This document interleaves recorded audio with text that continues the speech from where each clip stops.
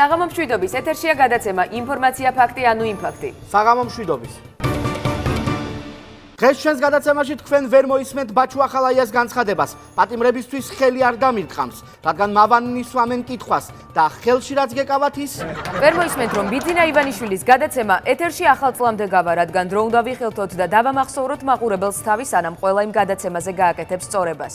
ვერ მოისმენთ ინფორმაციას, რომ ნარმანიას ბრძანებით ვიცე-მერის სახელმწიფო დანამატის სახით ყოველთვიურად 3540 ლარს მიიღებს, რადგან აბა რა გვეგონა მილიონ ხეს მარტო ხელფასზე ვინ დარგავს?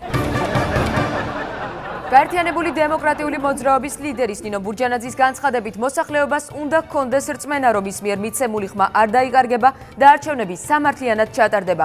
მოსახლეობის აზრით კი პოლიტიკურ ძალასაც უნდა ჰქონდეს რწმენა, რომ არც მისი ტყუილი დაპირებები და ძალადობრივი საქციელი დაიკარგება.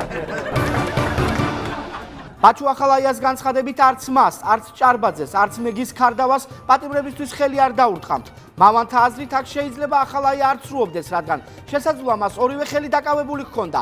ერთში ვაშლის სათლელი დანა, მეორეში კი დუბინკა ეჭირა. ნაციონალური მოძრაობის ერთ-ერთი წევრი გოგა ხაჩიძე ბიძინა ივანიშვილის მიერ დაფუძნებული მოქალაქის წარდგენილ პროექტებს სოციალურ ქსელში ეხმაურება და ყოფილ პრემიერს მიმართავს. ბატონო ბიძინა, თქვენს დანახვაზე ადამიანები ერთადერთ რამეზე იწყებენ ფიქრს. ერთადერთი რამე უნდათ თქვენგან, ეს არის ფული, მაყუთი, ბაბლო. ექსპერტები ბატონ ხაჩიძეს პასუხობენ და აღნიშნავენ. ბატონო გოგა, თქვენი დანახვისას მოსახლეობის დიდ ნაწილს მიშა მაგარია ახსენდება.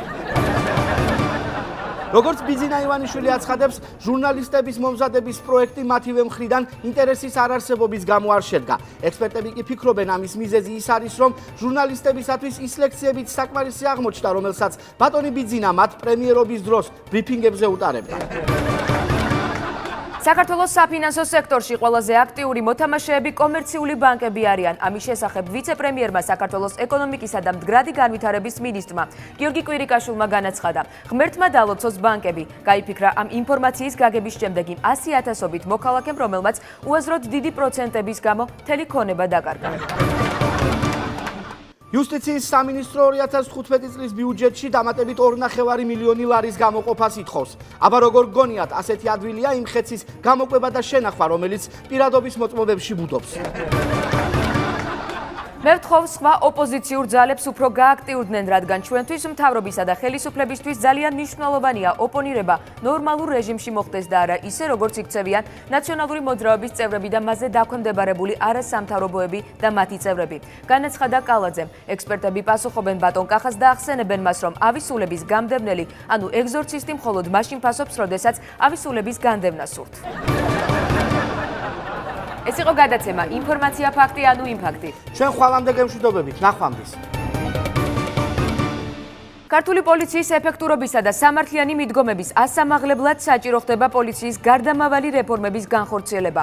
თუ ადრე პოლიცია მოქალაქეს უდებდა ნარკოტიკს, იჭერდა და არათავისუფლებდა, რეფორმების შემდეგ ეს მიდგომა ლიბერალიზაციის 3 ახალი ეტაპით შეიცვლება. პირველი ეტაპი – პოლიცია მოახდენს მოქალაქისთვის ნარკოტიკის ჩადებას, მის დაპატიმრებას და გამოშვებას. მეორე ეტაპი – პოლიცია მოახდენს მოქალაქის დაპატიმრებას ნარკოტიკის ჩადების გარეშე და მის შემდგომ გათავისუფლებას. და ბოლო, დასკვნითი მესამე ეტაპი. პოლიცია მოახდენს მოქალაქეებისთვის მხოლოდ ნარკოტიკის ჩადებას. ეს უკანასკნელი ქმედება განსაკუთრებულ სიხარულს გამოიწვევს ქართველ ნარკომანთა მრავალ ათასიან არმიაში.